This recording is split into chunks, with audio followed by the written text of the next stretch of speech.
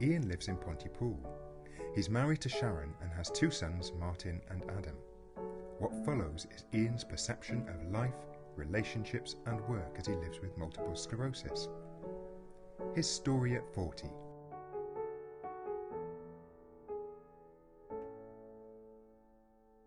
Well, childhood was pretty average, really. I was the only child, but mum and dad both worked, and I was healthy.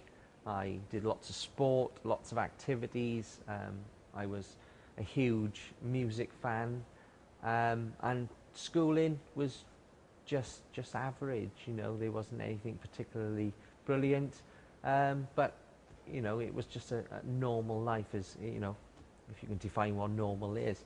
But then obviously as I got older, I did experience a little bit of the wider world. I joined a heavy metal band in 1988 and had 2 great years of just enjoying myself, and then family came along, so everything up until the point of diagnosis and the onset of disability was fairly average, really.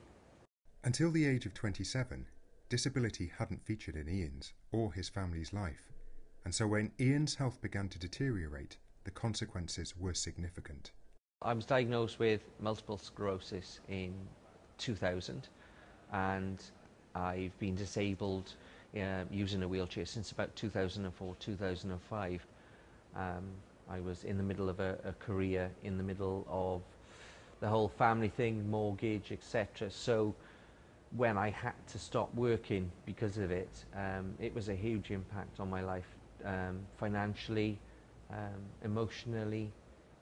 Was a very difficult time, and it made me realise just how important life is, to go through all that.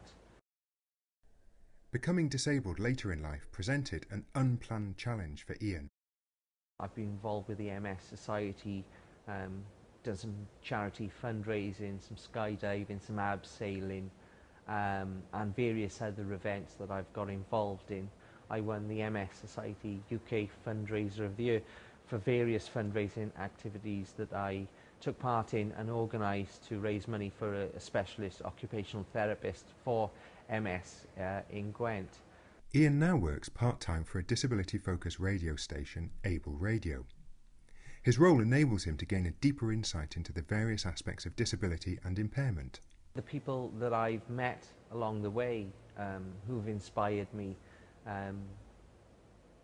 with a varying degree of disability, and whether that be learning difficulties or physical disabilities, these people are incredible, and it's quite humbling actually to get involved with people that have so much to give, and maybe in 40 years ago they would have been written off or institutionalized. Now they have a chance to get out there and have their voices heard. As Ian's condition progresses, the support he receives from others really makes a difference to his life. My employers, who are particularly good in accommodating me and doing everything they can, but not only that, but the health team, the MS nurses in particular, social services and charities as well. The MS Society have done so much good work with me and supported me, that it's all those different authorities and organisations that have come together to make sure that I can live as full a life as possible. I'm extremely grateful and lucky to have a family that are fully supportive. That's my close family, and that gives me so much strength, and that enables me to live the life I want to. Some friends have been fantastic and really stuck by me and really want to, be a part of my life now as a disabled man.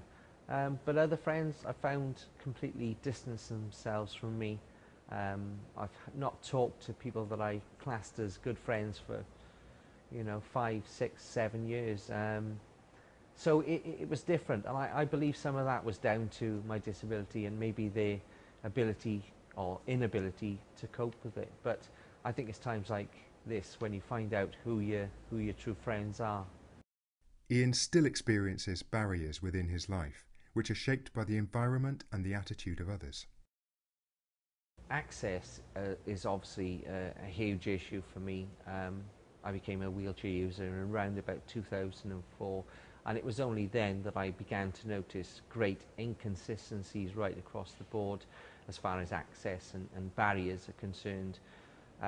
Some places are excellent and really do cater and consider the disabled person's need. Others, being blunt, they do get away with a lot, and I think that impacts on a disabled person and their ability to go about their daily business with as little fuss as possible. One of the things that really sort of annoys me is the under-representation of disabled people right across the board, from high-profile businesses to politics to the media. And whilst there are still some really inspirational high-profile people in these positions, there simply isn't enough to go right across society. Ian still experiences barriers within his life, which are shaped by the environment and the attitude of others. I think the information and advice I'd give to other people maybe facing disability or already disabled would be to be strong and to maybe not accept no for an answer sometimes, and shout really loudly if they think they need to, but do it in a nice way, of course, and just to have hope, and if you need help, ask for it. There is lots of help out there, but you do have to ask for it, and you may have to search for it a little bit, but really just to live your life as full as you can, and try and be inspirational and help as many people as you can. My hopes for the future in the wider sort of disability world is to see the gap in equality shortened, so that disabled people are treated more equally. But not only that, there is a more tolerant and more understanding approach by members of society that are not disabled or have no connection. Disability has brought a whole new world to me. It's made me personally change and become far more tolerant, far more understanding of people's conditions and people's limitations and their boundaries. But the people that I've met through working with charities and organisations, they inspire me to go on and to carry on and to do so much more.